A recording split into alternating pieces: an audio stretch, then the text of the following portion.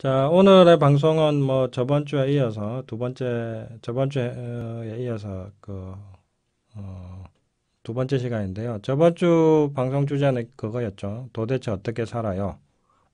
도전하라 였는데 그 두 번째 시간입니다. 어, 도전. 저는 평생 도전해 왔습니다. 예. 처음에는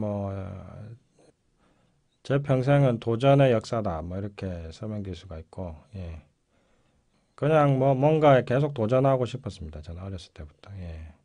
결국 불가능에 도전하고 그다음에 결코 오를 수 없는 산에 도전하고 전에는 불가능했던 것에 도전하면서 뭐 평생 살아왔고 예. 도전해 온 만큼 제 삶의 영역이 이제 많이 넓어졌는데 왜 도전해야 되는가에 대해서는 저번 시간에 설명을 드렸습니다. 예. 삶의 진정한 행복 인생의 진정한 행복은 적극적인 자유, 즉 도전에 있다고 제가 저번 시간에 설명드렸고 이번 시간에는 그럼 도대체 어떻게 도전하느냐, 뭐 쉽게 말해서 도전하는 노하우가 있느냐, 뭐 그렇게 생각하실 분이 많아가지고 거기에 대해 설명 좀 드릴까 합니다. 도전하라 그러면 좀 막연하잖아요. 자, 무엇이든 도전하세요. 뭐 이러면 좀 막연한데 어떻게 도전하느냐? 사실 괜히 잘못 도전했다가 좌절만 하고 그래서 상처만 받으면 뭐 괜히 도전이 뭐 행복을 주는 게 아니라 좌절감만 주고 사람만 망가뜨릴 수가 있단 말이죠. 그래서 부작용 없는 도전의 방법을 오늘 이제 말씀을 드릴까 합니다. 자, 예. 그러면은 그리고 오늘 할 내용은 저희 책 콕 찍어주는 인생과외 111쪽에 나오는 내용을 바탕으로 이제 하도록 하겠습니다. 삶이란 것은 끊임없이 성장한 것과 같습니다. 그리고 이 인생의 성장이란 것은 어떤 의미에서는 한계에 직면하고 그것을 넘어가는 과정입니다. 평생 하는 것만 하고 못하는 것은 못하는 삶을 살아왔다면 결코 성장하지 못했다는 것이고 어떤 의미에서 보면 살아온 게 별로 의미가 없는 게 되겠죠. 예. 뭔가 끊임없이 할 수 있는 게 늘어나고 커지고 그럴 때 삶의 행복이 생기는 건데 그러니까 뭐 그게 안 됐다는 것은 뭐 아무 성장도 못했고 살아온 의미가 없다는 게 되겠죠. 그러면 어떻게 해야 매일매일 발전할 수 있을까? 예. 어떻게 하면 잘 도전해서 성공할까? 뭐 거기에 대해서 제가 답변을 드리겠습니다. 첫 번째, 매일 조그만 한계에 도전하다가 점차 큰 한계에 도전하라. 그러니까 조그만 한계에 매일매일 조금씩 도전하라 이겁니다. 자, 좀 더 자세하게 설명드리면은 만일 지금 여러분들에게 지금 당장 사람 키를 확 훌쩍 넘어보라고 하면은 아무도 못할 겁니다. 예. 아니 어디서부터 시작해야 할지조차 막막할 겁니다. 이렇게 너무 큰 목표를 한꺼번에 달성하려고 하면은 누구나 막막하고 좌절하기 마련입니다.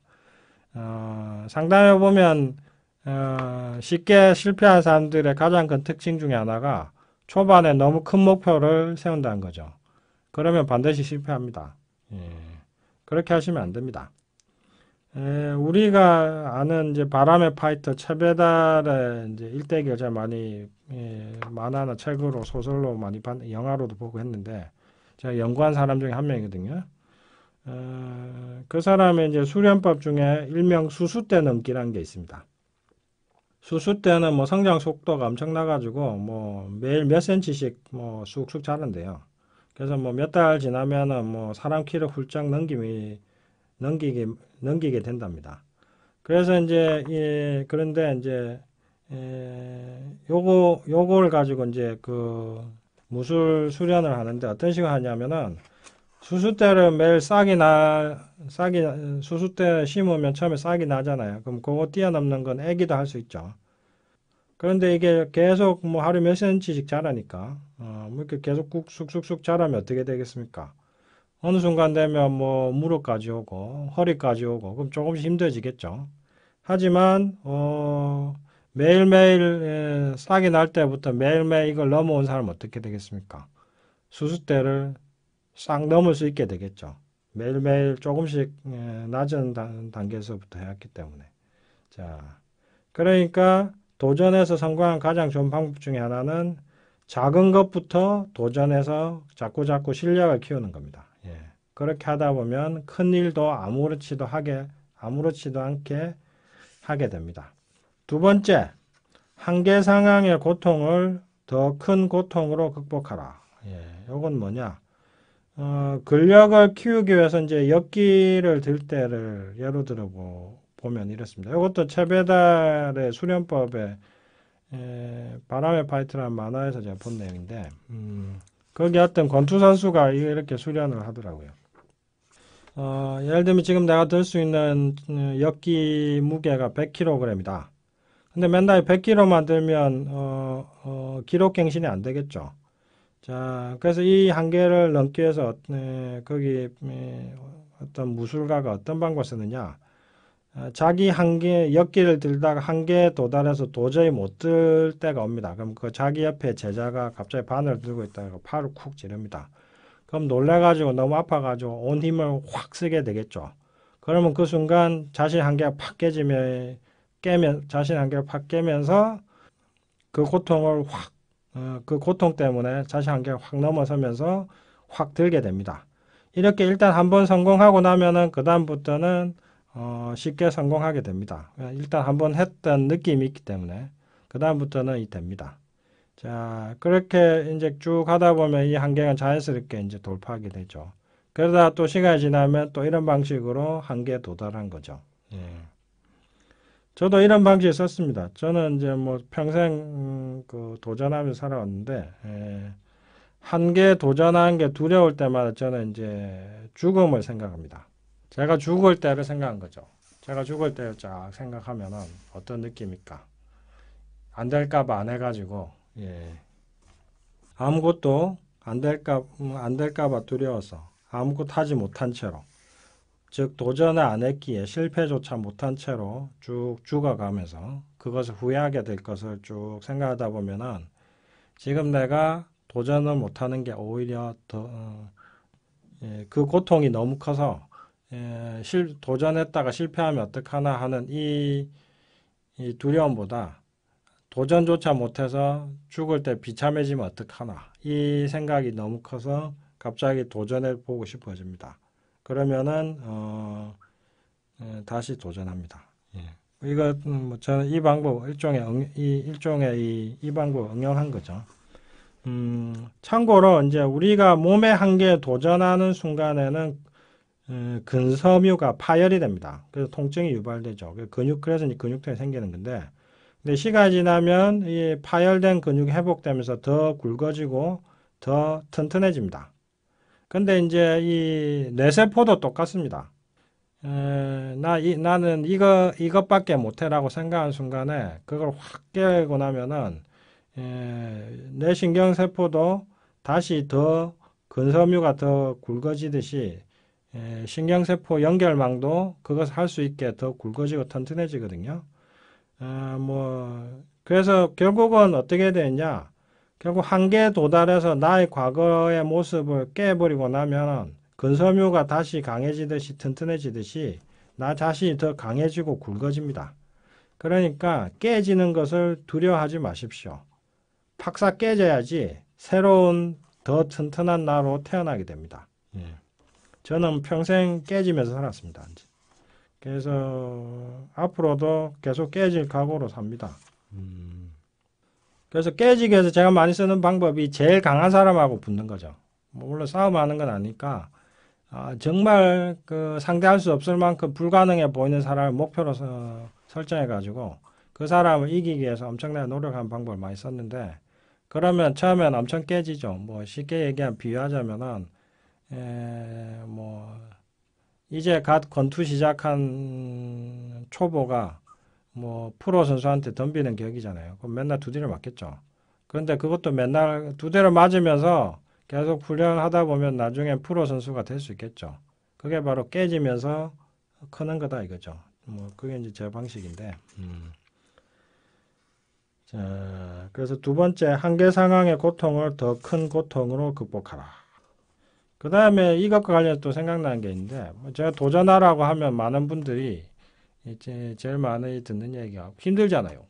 안 되면 고통스럽잖아요. 이런 얘기 많이 하는데 그럴 때마다 제가 한 얘기가 있죠. 그러면 안 될까봐 안 하면 안 고통스럽나요? 이렇게 얘기하면 그것도 사실 고통스럽죠. 뭐 자신감도 떨어지고 맨날 이 모양 이 꼴로 살아야 되고 결국 뭐냐 우리는 도전하는 게 힘든 것만 생각하느라 도전하는 게 힘들다는 생각만 하느라고 도전하지 않고 사는 게 얼마나 우울하고 얼마나 고통스러운지를 모릅니다. 도전하는 게 고통스러운 게 아니라요. 도전 안 하는 게 더 고통스럽습니다. 그 다음에 이제 세 번째, 무의식을 융단 폭격하여 원하는 대로 길들여라.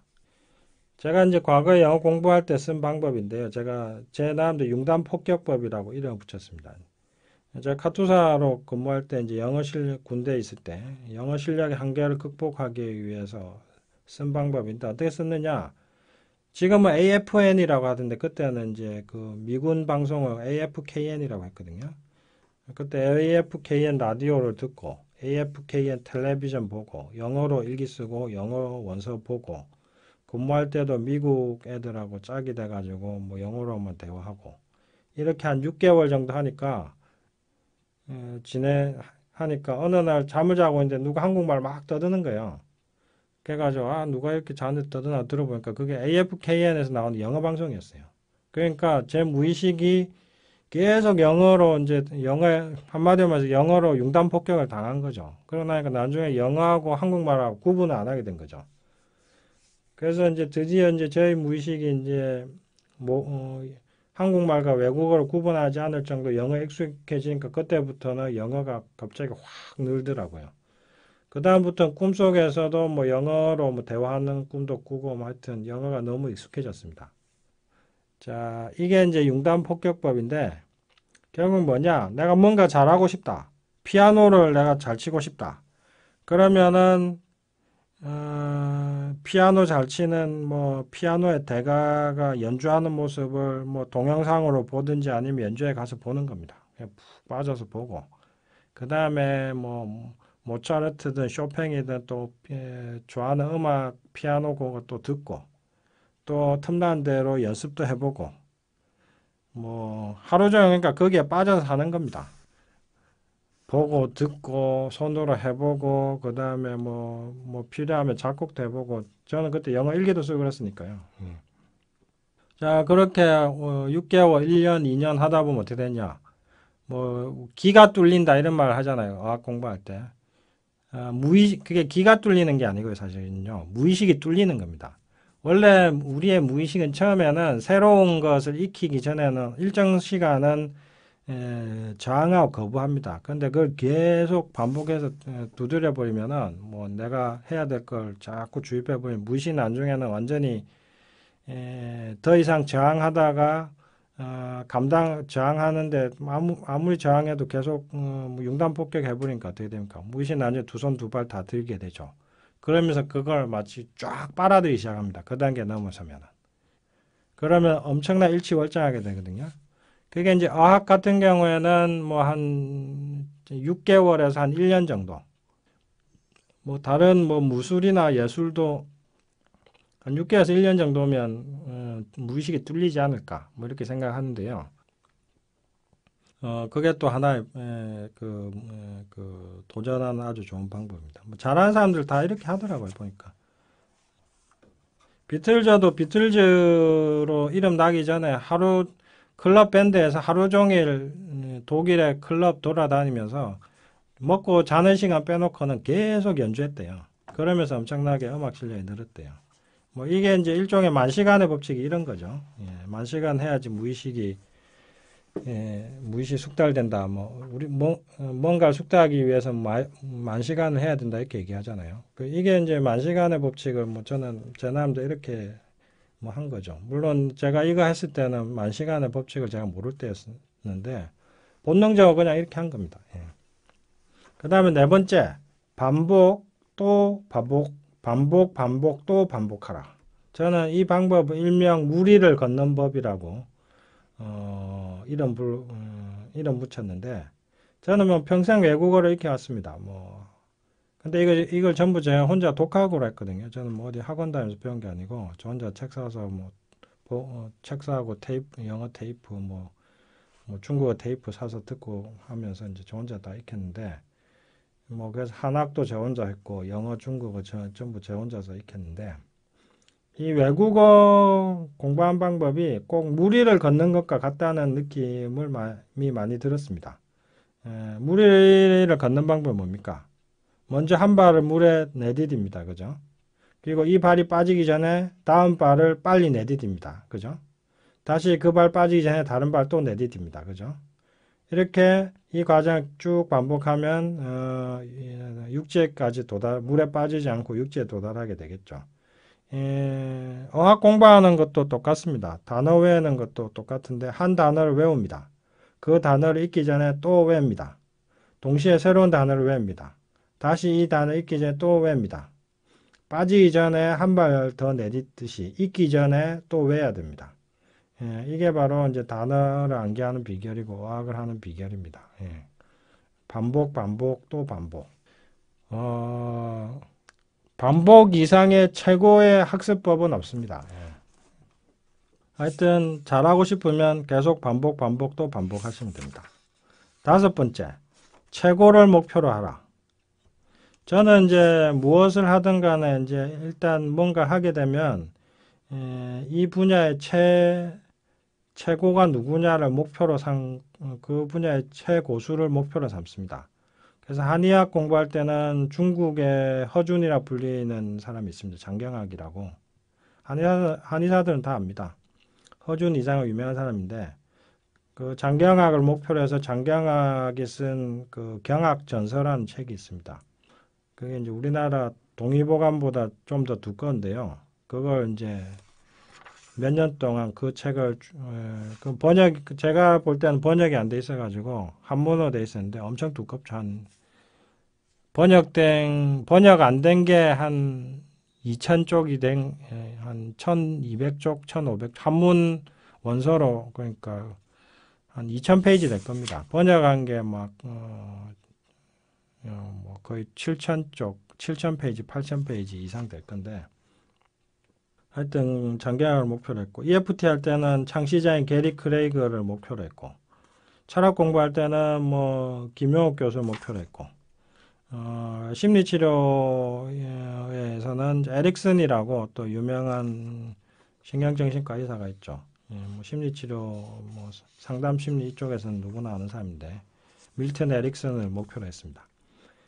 자, 근데 이제 이렇게 최고를 목표로 하다 보면은 어떤 효과가 있느냐? 안주하지 않게 됩니다.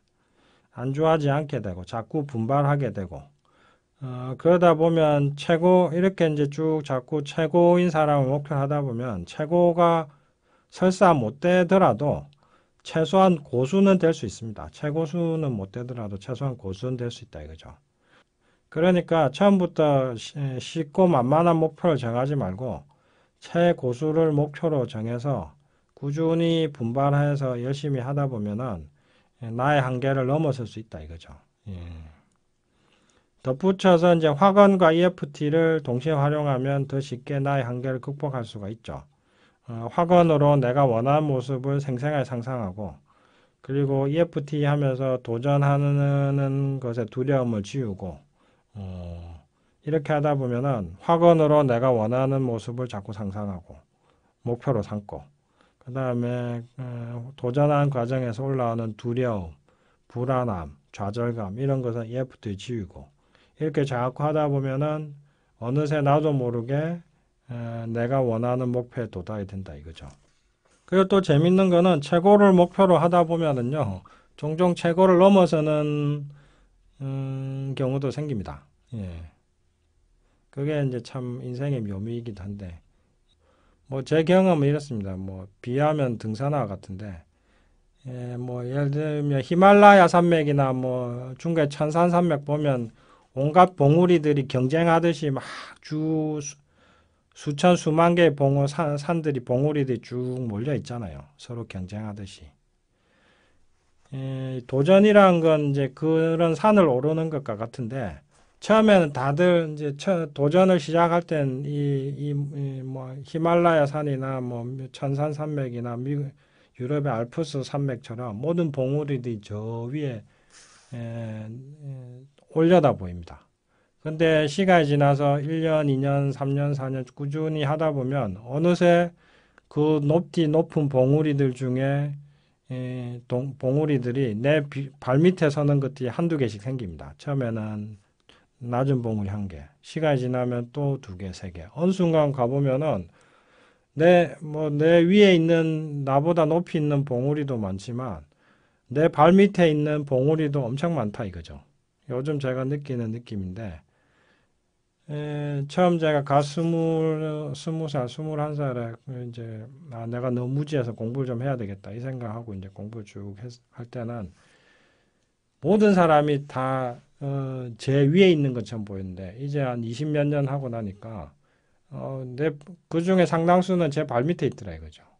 그래가지고 저는 그런 줄도 몰랐죠. 어느 순간 돌아보니까 내가 그렇게 높게 우러러봤던 대가들이 이제 내 발밑에 있네. 상당히 신기한 경험인데 결국 그게 이제 20몇 년 동안 도전해왔기 때문에 이제 느끼는 거겠지만 그게 또 삶의 기쁨이고 도전의 기쁨이 아닐까 뭐 그렇게 생각합니다. 저는 뭐 도전하기 위해서 아까 뭐 가장 강한 사람하고 싸운다 뭐 이렇게 얘기했는데 뭐 그게 이제 가장 고수를 목표로 해서 고수와 겨룬다는 얘기죠. 뭐 그것과 관련해서 또 한마디 드리겠습니다. 제 인생에서 가장 큰 기쁨은 가장 강한 자와 싸운 거였습니다. 만만한 상대에게 뻔한 승리를 얻기보다는 가장 강한 상대와 힘겹게 싸워서 차라리 깨지는 것이 더 즐거웠고 저를 키워주었습니다. 그렇게 싸우다 보면은 저도 그들만큼 강해졌습니다. 나를 두렵게 할 만큼 강한 적이 사실은 가장 좋은 스승입니다. 그 다음에 인간만이 자신을 이깁니다. 그것이 인간이 동물과 다른 이유이기도 합니다. 어찌 보면 세상에는 자신을 이긴 인간과 자신을 이기지 못한 두 종류의 인간이 있습니다. 여러분은 어떤 인간이 되고 싶습니까? 결국 도전의 궁극적인 목표가 뭐냐? 그것은 남을 이기는 것이 아니라 나를 이기는 것입니다. 그게 제가 수많은 도전을 하면서 깨달은 겁니다. 처음에는 남을 이기기 위해서 했는데, 결국 이겨야 될 궁극의 대상은 바로 나 자신이더라 이거죠. 그럼 나를 이긴다는 게 뭐냐? 나의 두려움, 내가 설정한 한계, 과거의 나, 타성에 젖은 나, 이런 모든 나를 깨뜨리고 이기는 과정이 바로 진정한 도전이다 이거죠. 결국 저 사람 이긴 게 아니라 나를 이기는 게 바로 도전의 참 뜻이다. 저는 그렇게 생각합니다. 마지막으로 이제 도전을 왜 해야 되는가 이렇게 묻는다면 저는 이렇게 종종 말을 합니다. 학교 담장은 넘어야 제맛이고 삶의 한계는 깨야 제맛이다. 삶의 참된 맛을 느끼고 싶으시다면 삶의 한계를 깨십시오. 나의 한계를 깨십시오. 도전하십시오. 자, 오늘은 여기까지 하도록 하겠습니다. 다음 이 시간에 또 도대체 어떻게 살 것인가 이 시리즈 또 하도록 하겠습니다.